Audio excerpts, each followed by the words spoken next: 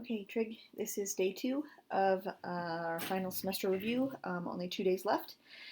Starting with number 16, I'd like to get through like number 27, I think is another cutoff point. So like chapter 7 and 8, I think. The 2 chapters that I kind of want to go through today. We'll see how long that takes. There's a lot of graphing in this, so this takes a little bit of time. But 16 is a short one. So determine whether the following function is periodic. Okay, a periodic function is one that starts and ends in the same position and does the same thing over time. Okay.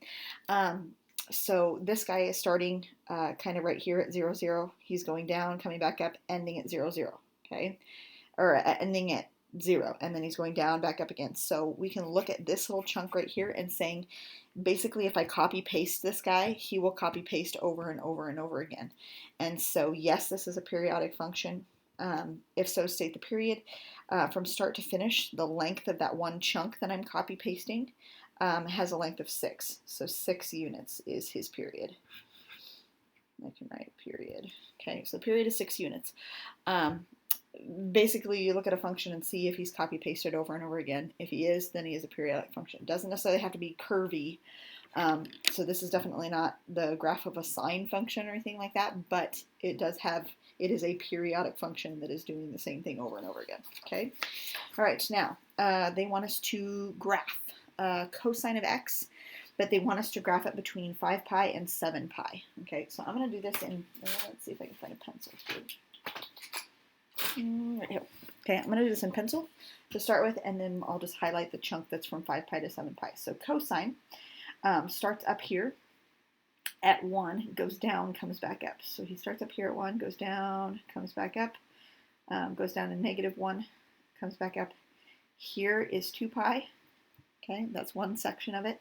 Then if we go down, come back up again, that's going to be 4 pi. Okay, go down, come back up again. I'm really surprised that this is looking as good as it is, and it's still not very good, but that's okay. 6 pi, and then go down, come back up. This would be 8 pi. Okay, so intervals of 2 pi, that's what he looks like. Okay, so this is 8 pi, 6 pi is here, 4 pi is here, 2 pi is there. They want just from 5 pi to 7 pi. Okay, so if this is 6 pi and this is 8 pi, 7 pi will be here. 5 pi will be here, so I'm just looking at this chunk right here.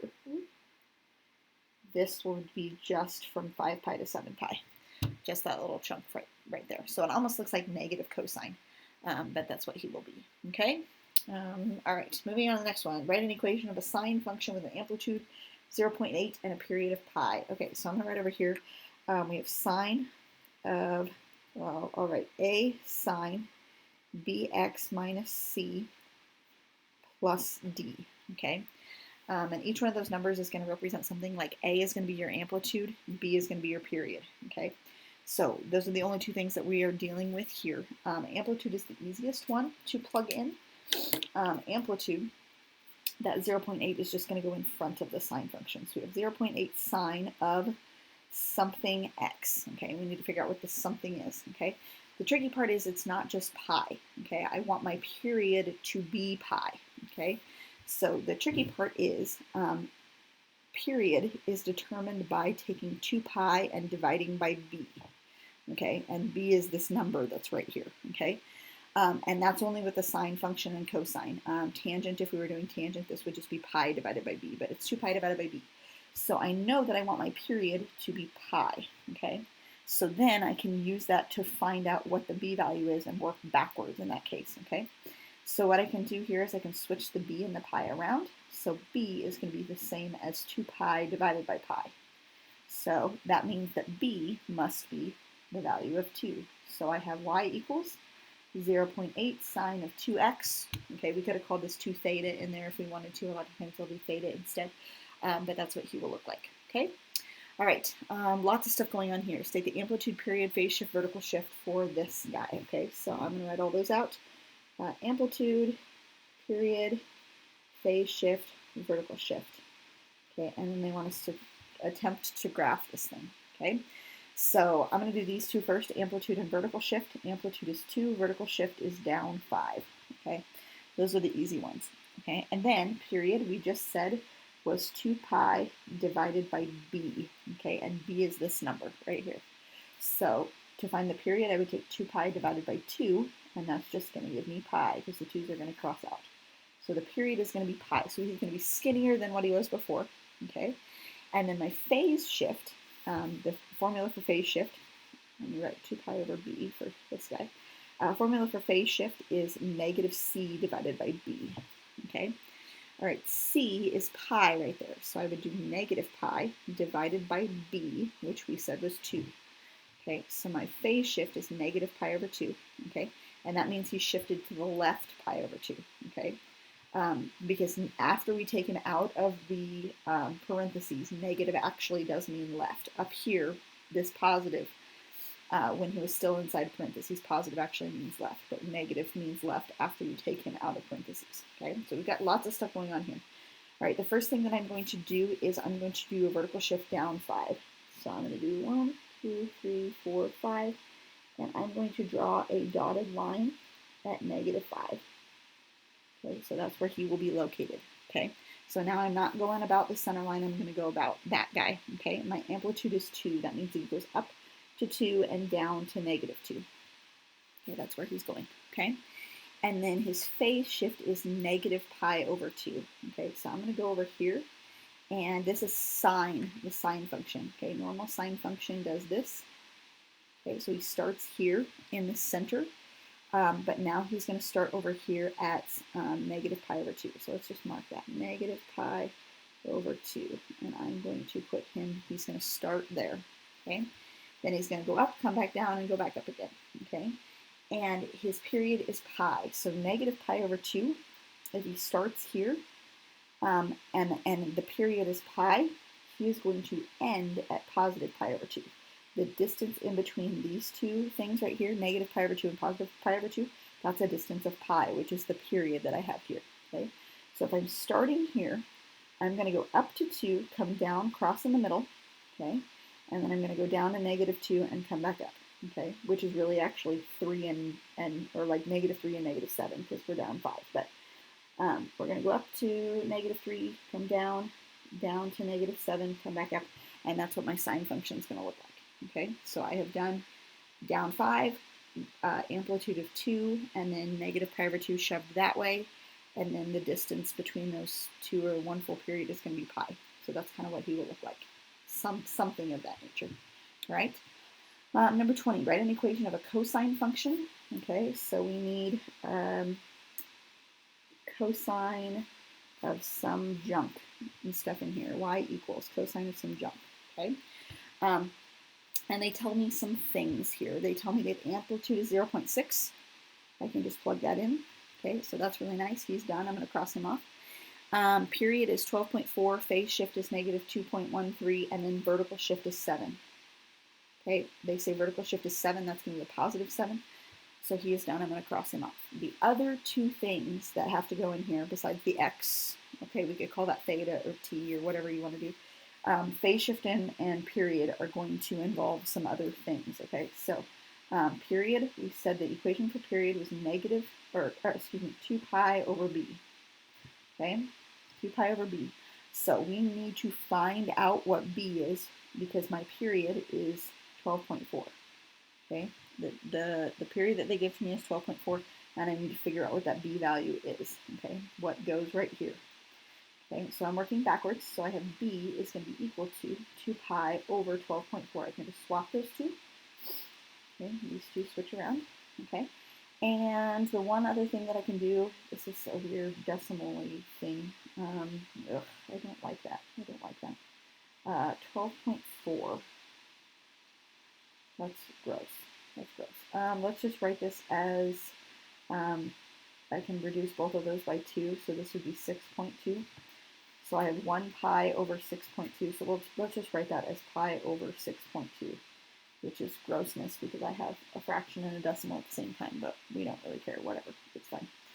And then phase shift is negative 2.13, okay, so phase shift is negative c over b, okay, and b we just determined was pi over 6.2, that's what b is, okay, pi over 6.2.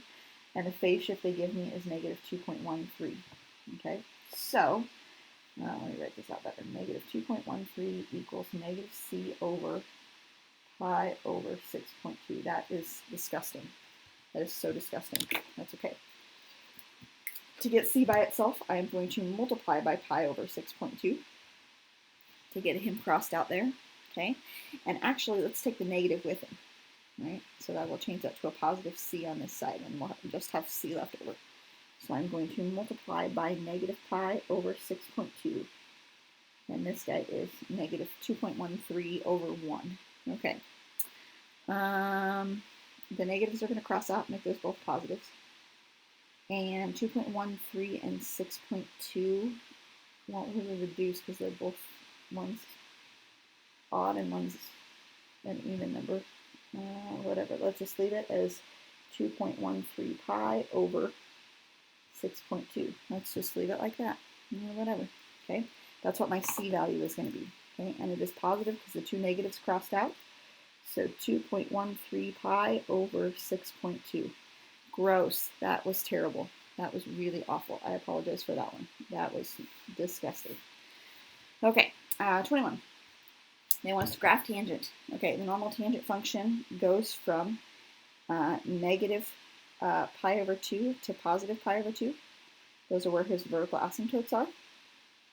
Okay, and he does one of these, and then he just does it again, and does it again, and does it again. Okay, so this being plus pi over 4, that means he's going to be shifted pi over 4 units to the left.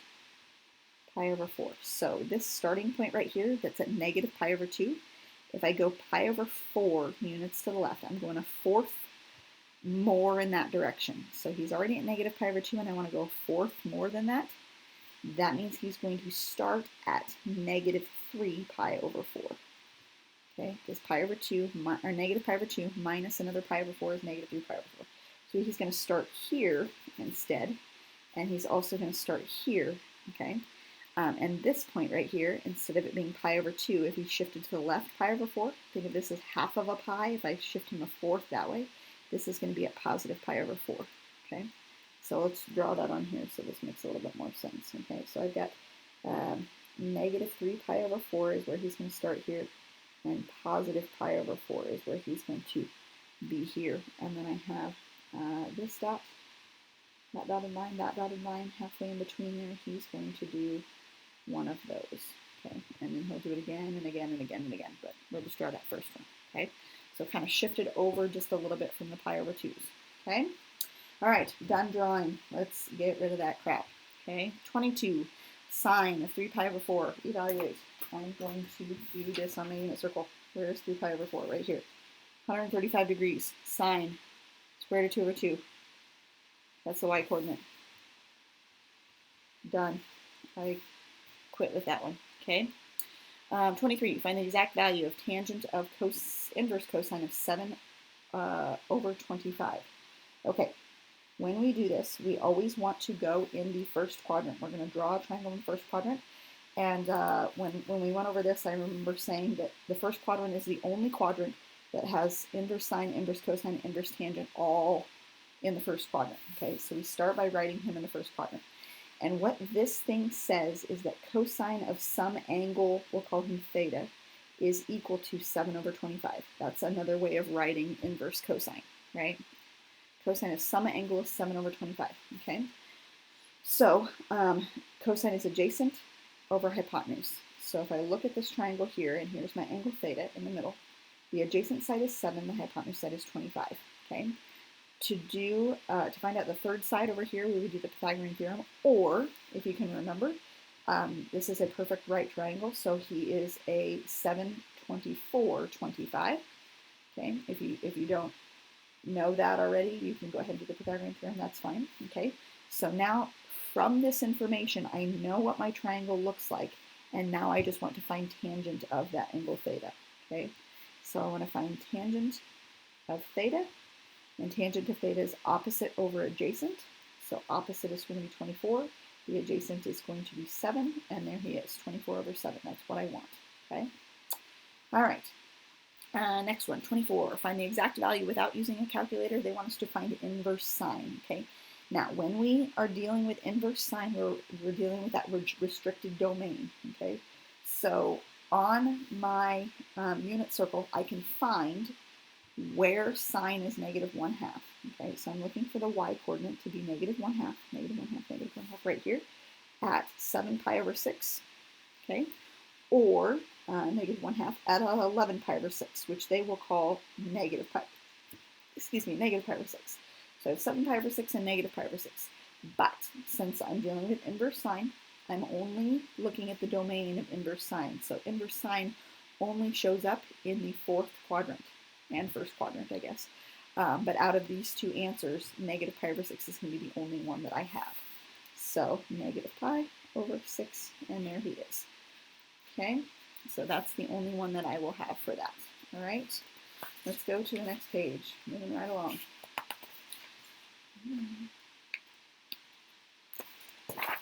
Okay, 25. Use a calculator to approximate. List your answer in radians. Oh, that's a nice one. That was so nice. Radians and degrees. Okay, so radians. Let's do radians first. I want to do inverse cosine of negative. This is just plugging in. Oh, no, I'm in degrees still. Radians. Inverse cosine of negative 0.479. And I get 2.07 radians. Okay, 2.07 radians. Now, converting from radians to degrees, it might be helpful to note that 1 radian, we talked about this before a long, long time ago. 1 radian is about 57 degrees. So I can anticipate if I'm doing 2.07, it's going to be like 114-ish or something like that. Okay, so what I'm going to do is I'm just going to go through degrees, and I am going to hit my answer again. 118.6 degrees. So that's pretty close. I said 114, okay, but it's 2.07 and not just 2 even. So 118 degrees, that's about right. So just approximating and making sure that my answer seems reasonable. That sounds good. Find the exact solution of tangent of 2x equals the square root of 3. Okay, now this is going to be a weird one. We're going to solve for x here, which is going to involve taking the inverse tangent. Okay, so I have 2x will be equal to the inverse tangent of the square root of 3. Okay, now we weren't starting with inverse tangent, we were starting with regular tangent, which means we don't have to abide by the rules of where like inverse tangent lives. Okay, so what we're going to do on here is we're going to look on our unit circle and find where tangent is the square root of 3. I see him up here at pi over 3. Okay, so he is the square root of 3 at pi over 3, and he is also the square root of 3 at 4 pi over 3. Look down here in the third quadrant, 4 pi over 3. Okay, so I have tangent, inverse tangent is the square root of 3 at pi over 3 and at 4 pi over 3. Okay, so that's what he looks like. Okay, and then I just need to divide by 2 on each one of those. Divide by 2, divide by 2. So in this case, x will be equal to pi over 3 divided by 2 is like pi over 3 times 1/2. Okay, which is going to be pi over 6. Okay, and then if I divide this one by 2 or multiply by 1/2, this is going to be 4 pi over 6. Okay, and the last thing that I need to do is not only will it be at pi over 6 and 4 pi over 6, but the period of tangent is pi units. So every pi n after that. Okay, and it's pi because the period is pi for tangent. So that's what he will look like. Okay. All right, last one, maybe. Let's see. Find the exact solution of secant squared plus 3 tangent squared equals 13. That is kind of gross. I have 2 different trig functions, and I don't like it when that happens. So let's look on our unit circle to see if there is an identity that we can use. I'm looking at the Pythagorean identities here. Okay. So this middle one says secant squared is 1 plus tangent squared. Okay, so let's do that. Let's do this guy right here. We're going to take this secant and we're going to lump him out and put 1 plus tangent squared x. Okay, so I have 1 plus tangent squared x plus 3 tangent squared x equals 13. Okay, so this guy is going to say 1 plus, if I have tangent squared and 3 tangent squared, that's going to be 4 tangent squared x equals 13. Okay, and then let's just continue to solve. So I'm going to subtract the 1 first. Okay, and I have 4 tangent squared x equals 12. Okay, divide by 4, that's going to give me tangent squared x equals 3. We're getting close. I take the square root to get rid of the square, so tangent of x equals, now the tricky part is we put the square root in, which means we need plus minus. So plus minus square root of 3.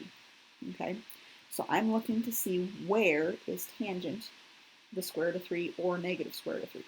Okay, and there's actually going to be 4 answers to this one. Okay, and all of my answers are going to have plus pi n on the end of them, plus pi n, because that's the period of tangent. Okay, plus pi n, plus pi n, plus pi n, plus pi n. Okay, so negative square root of 3, positive square root of 3. Square root of 3 is at pi over 3, at, let's see, 2 pi over 3, at 4 pi over 3, and at 5 pi over 3. Yeah, those are all either positive, negative square root of 3's. Okay, so I have pi over 3, 2 pi over 3, 4 pi over 3, and 5 pi over 3. Okay, now, one more thing that I will add to that before we stop is that technically pi over 3 plus pi n is the same thing as 4 pi over 3 plus pi n, because if you add pi to pi over 3 and you find a common denominator, that would be like adding 3 pi over 3, right? That's what pi over, or that's what adding pi would look like. Well, what's pi over 3 plus 3 pi over 3? It's going to give you 4 pi over 3. So technically we don't need this guy. Okay, now in addition to that, 2 pi over 3 plus pi would be like 2 pi over 3 plus 3 pi over 3. Okay, this is pi right here. This 3 pi over 3 is just pi, but with a common denominator. But what's 2 pi over 3 plus 3 pi over 3? 5 pi over 3, so we technically don't need him either. So really, we only need these two listed out, and that's what he will look like, okay? All right, let's go ahead and stop there. We'll do the rest of them in your very, very last video, and then you'll be done with trig.